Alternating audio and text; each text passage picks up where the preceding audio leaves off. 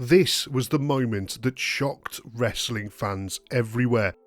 It was at Backlash on May the 21st, 2017 when Jinder Mahal pinned Randy Orton to win the WWE Championship.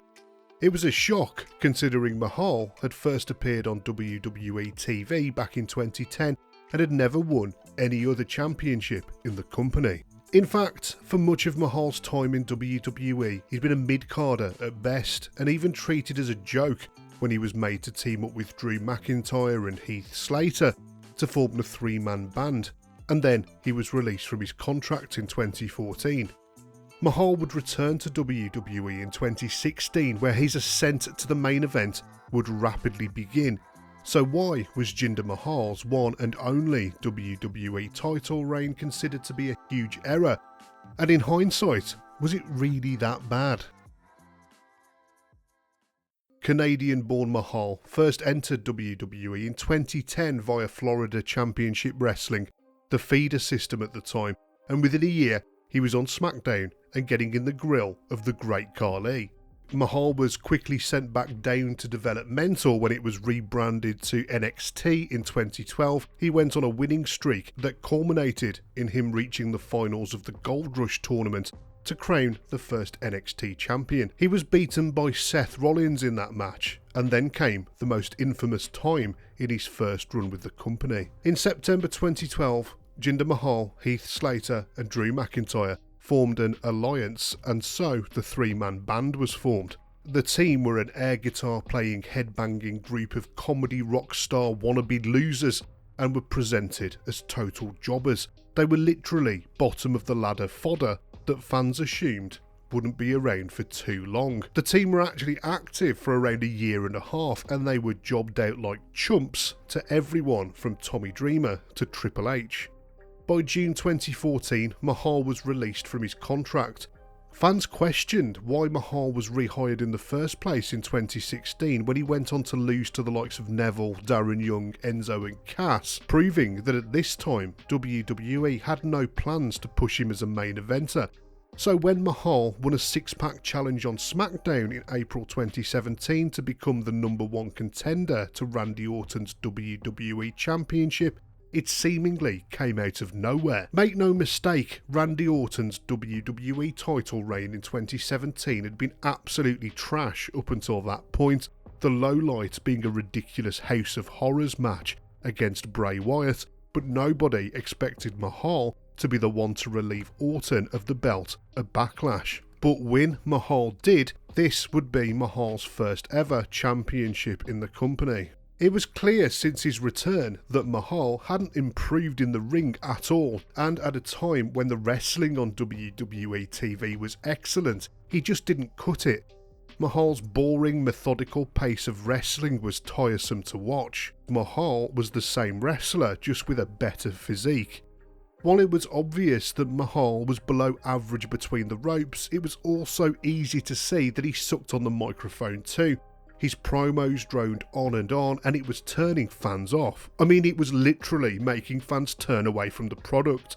Some SmackDown shows sank to less than 4,000 paying fans in attendance during his time as champion. While Mahal's WWE title win seemed to come out of the blue, it quickly emerged that a cynical marketing ploy may have been at play.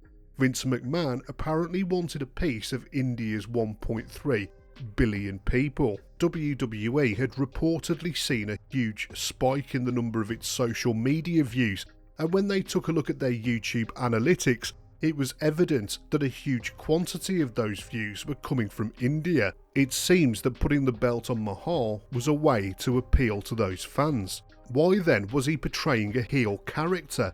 That WWE didn't have the foresight to book Mahal as anything other than the usual foreign heel stereotype is baffling. Dave Meltzer confirmed WWE's intentions to market to the Indian population back in 2017. He said, "It's all about the ability to merchandise him in India. WWE has a ton of television viewers in India, but they're not making as much money as they want to. WWE social media numbers are bigger in India than they are anywhere else, but they don't make a ton of money off merchandise or WWE network subscriptions there. Putting the title on Jinder Mahal is an attempt to wring more money out of India.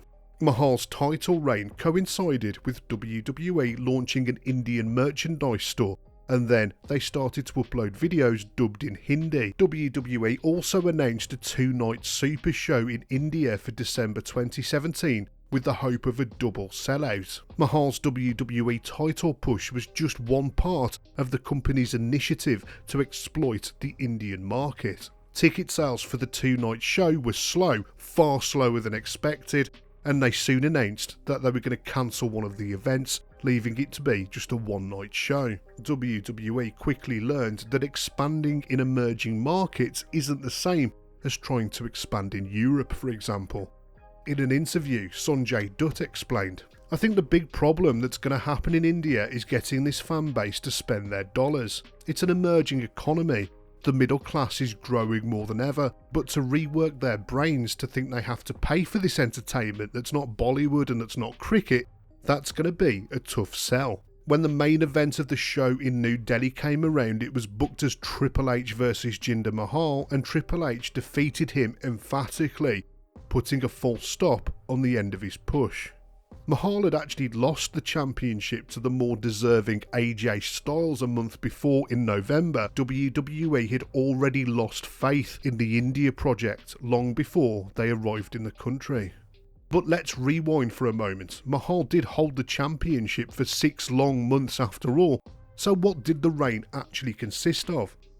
Well, the feud with Randy Orton continued, unfortunately, with the ridiculous Punjabi prison match at Battleground. Mahal had a boring feud with Shinsuke Nakamura that culminated in a crap match at SummerSlam, and he even managed to have a disappointing match against AJ Styles. When Baron Corbin tried to cash his Money in the Bank contract against Mahal for the title in August, fans genuinely were rooting for Corbin to win. Imagine that, people wanting Corbin to be the champion over Mahal. Sadly, it wasn't to be. Even John Cena's dad weighed in with his opinion on Mahal's title reign. "I don't think he's a good champion, I don't think he's a worthy champion, I don't think he's the man for the job."